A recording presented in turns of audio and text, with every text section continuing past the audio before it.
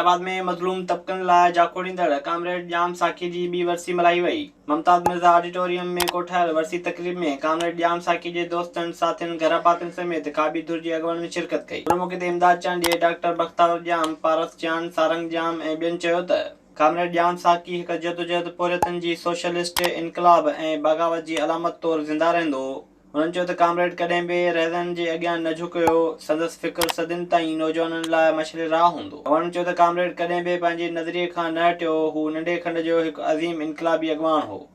संदनि चवणो त कामरेड जाम साखी जे छॾियल मिशन खे पूरो करण लाइ संदसि साथी सदाईं जदोजहद जारी रखंदा। खैरपुर में सेहतमंद ज़राअत जे उनवान हेठि सेमिनार मुनक़िद कयो वियो। जेमखाना क्लब में थियल सेमिनार में डीसी खैरपुर नईम सिंधु, आबिद हुसैन कुरैशी, ज़राअत खाते जे डिप्टी डायरेक्टर मुश्ताक सूमरो ऐं ॿियनि शिरकत कई।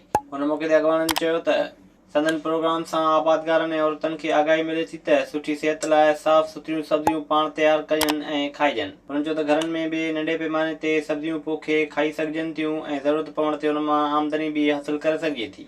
अॻवाननि जो चवणो त 5 रंगनि जी सब्जियुनि ऐं मेवनि खे तरजीह ॾियणु घुरिजे। उन हवाले सां ॻोठनि में आगाही प्रोग्राम संदनि जारी आहे।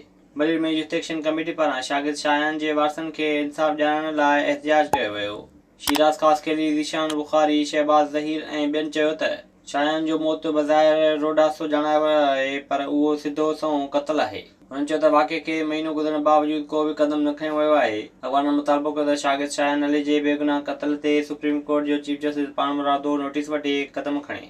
WWF ऐं ॿेले खाते तरफ़ां खारो छाण वेझो तिमर ॿूटा लॻाइण जो इफ़्तिताह कयो वियो। ॻोठ हाजी इब्राहिम जत में 4000 एकड़नि ते तिमर जा ॿूटा लॻाइण जो इफ़्तिताह कयो वियो।